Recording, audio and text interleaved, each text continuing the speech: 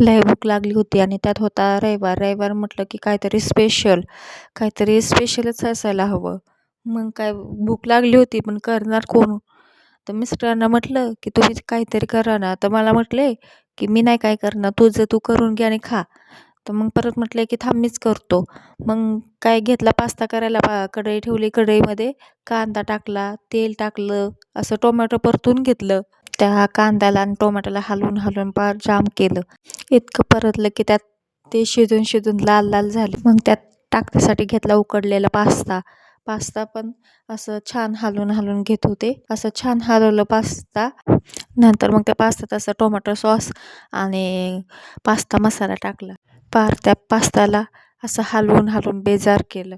असा पास्ता बघून तोंडाला पाणी सुटलं आणि पोटात कावळे ओरडत होते. कधी एकदाचा पास्ता तयार होतोय आणि कधी पोटात जातोय असं झालं होतं. कावळे ओरडत होते पोटात. एकदाचं घेतलं खायला. मग काय नवरा म्हणतो, कसं झालंय ग? मी म्हटलं छान छान, वाव वा, मस्त झालाय. मग काय संडे होया मंडे, रोज खाऊ पास्ता, असं झालं आमचं.